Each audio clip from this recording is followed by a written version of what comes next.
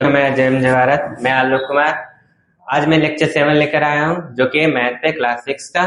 आप लोग लेसन 1 पढ़ चुके हैं तो आप मुझे उम्मीद है कि आपको अच्छे से समझ में आया होगा। चलिए देखते हैं लेसन 2। उसको शुरू करने से पहले कुछ परिभाषाएं हैं, उनको हम लोग देख लेते हैं। ठीक है, चलो देखते हैं।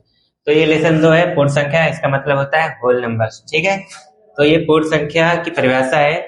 इसमें लिखा है प्राकृतिक संख्या 1 से लेकर और अनंत तक के समूह में शून्य को शामिल करने पर प्राप्त संख्याएं पूर्ण संख्याएं कहलाती है या होल नंबर्स कहलाते हैं। ठीक है, जिसमें जैसे 1 से लेकर और अनंत तक होती है संख्या, करोड़ 10 करोड़ जितनी, उसमें देखो शून्य को शामिल करेंगे तो ये सब पूर्ण संख्या हो जाती है। ठीक, और लिखा है जिनमें दशमलव भिन्न, यानी कि भिन्न मतलब होता है फ्रैक्शन, गुणनखंड या ऋणात्मक मतलब माइनस वाली संख्या शामिल नहीं होती। इसमें माइनस वाली और भिन्न दशमलव ये शामिल नहीं होते हैं, और जितनी और आदि संख्याएं होती है वो शामिल होती है, वो पूर्ण संख्या कहलाती हैं। ठीक है, ये एग्जाम्पल लिखा है 1 से लेकर 1 2 3 4 5 6 7 8 और अनंत तक के। ठीक है, चलिए अब दूसरी परिभाषा समझते हैं। यह है क्रमागत संख्याएं।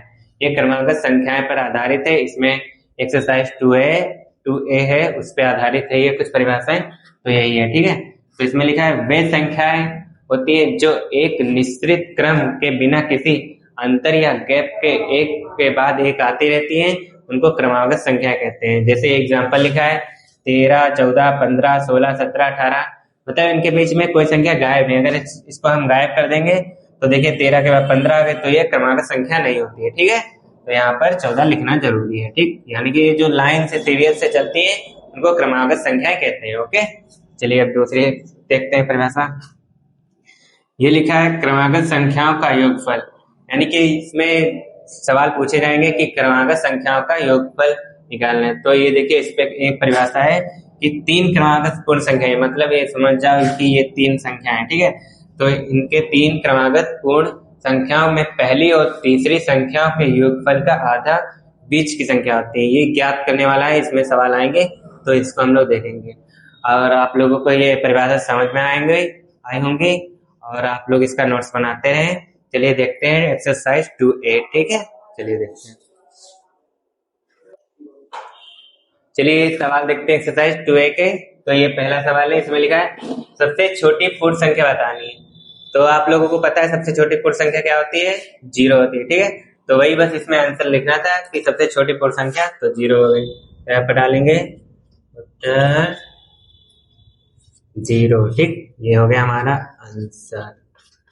अब चलिए दूसरा सवाल देखते हैं। इसमें लिखा है संख्या रेखा पर नामांकित पूर्ण संख्याओं को प्रदर्शित करना है, यानी कि एक रेखा खींचनी, उसमें ये संख्या को प्रदर्शित करना है।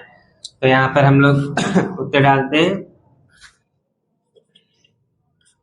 ये एक हम लोग रेखा खींचेंगे, ये रेखा खींच गई, और इसमें इनको संख्याओं को प्रदर्शित करना है। तो यहाँ पर बनाएंगे 1 2 3 4 5 6 7 8।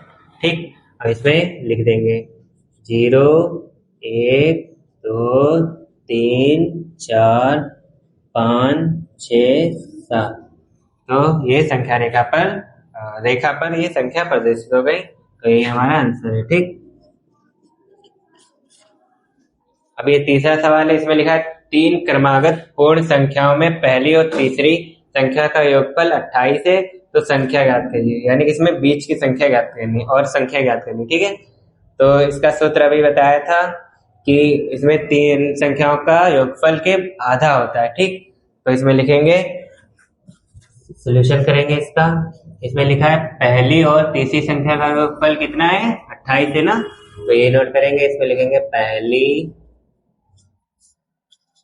और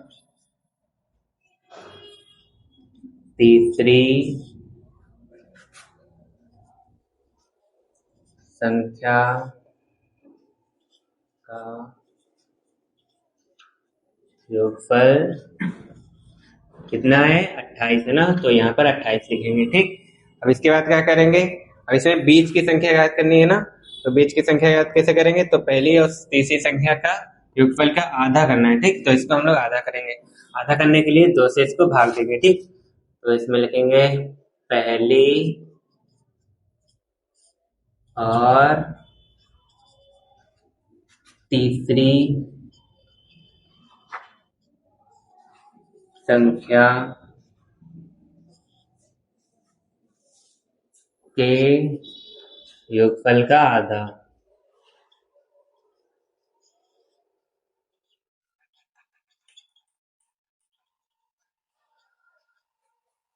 तो आधा करेंगे तो कैसे करेंगे, यहाँ पर लिखेंगे 28 का आधा करना है तो 2 से इसको भाग दे देंगे, तो ऐसे लिखेंगे 28/2। हम इसको काटो, 2 एकम 2, 2 एकम 2, 2 चक्कू 8, तो कितना है 14।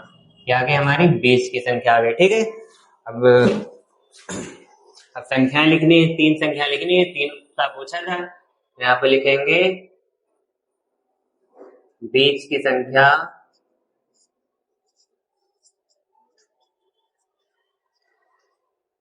कितनी आई है 14। अब तीनों संख्या लिख देंगे यहाँ पर, अतः संख्याएं कितनी हो गई संख्या, ये 20 की है तो यहाँ पर पहली संख्या क्या हो गई 13, और ये 14 और ये 15। तो यही हमारा आंसर है। आपको अच्छे से समझ में आएगा। चलिए इसके आगे के कुछ सवाल बचे हैं उनको भी देख लेते हैं। चलिए चौथा सवाल देखते हैं इसके आगे। तो इसमें लिखा है यदि 3 क्रमागत पूर्ण संख्याओं में मध्य की संख्या 39 हो तो 3 संख्या ज्ञात कीजिए। तो आपको पता है अभी इसके पहले एक सवाल लगाया था, उसमें बीच की संख्या निकाली तो इसमें साइड की संख्या निकालनी। तो ये बीच की तो ऑलरेडी पता है, तो साइड की तो सिंपल से निकाल लेंगे इसमें। तो ये बीच की हो गई 39, तो इसके पहले जो आती है वो होती पूर्ववर्ती, और इसके बाद में आती है उसको वो कहते हैं अनुवर्ती। तो इसके पहले क्या आएगी 38, ठीक, इसमें से एक माइनस करेंगे तो 38 आएगी, इसमें एक जोड़ेंगे तो कितना हो जाएगा 40। तो ये हमारी हो गई तीनों संख्या क्रमागत से। ठीक है, तो ये हो गया आंसर। आपको समझ में आएगा, बहुत आसान तरीके से समझा रहा हूँ। चलिए अब 5वां सवाल समझते हैं। इसमें लिखा है प्राकृतिक संख्याओं के समूह में किस संख्या को सम्मिलित कर लेने पर वह पूर्ण संख्याओं का समूह बन जाता है। तो आपका पता है 0 संख्या है, उसको इसमें ऐड करेंगे संख्या में, प्राकृतिक संख्या में, तो वो पूर्ण संख्या बन जाती है। अभी परिभाषा लिखाई थी, तो चलिए इसका समझ लेते हैं कंसेप्ट में। तो ये लिखा है, जैसे मान लीजिए 1 लिखा है, तो 1 में हम 0 को जोड़ देंगे तो कितना, ये हो जाएगी पूर्ण संख्या। ठीक है, ये हो गई पूर्ण संख्या। तो इसका आंसर आप डायरेक्ट भी लिख सकते हैं कि 0 संख्या है, इसको जोड़ेंगे, इसमें सम्मिलित करेंगे तो ये पूर्ण संख्या का समूह बन जाता है। तो ये एक्सरसाइज 2 है, यहीं पे समाप्त होती है और आपको अच्छे से समझ में आएगा। चलिए अब इसके बाद आगे के एक्सरसाइज नेक्स्ट वीडियो में समझेंगे, और तब तक के लिए जय हिंद जय भारत।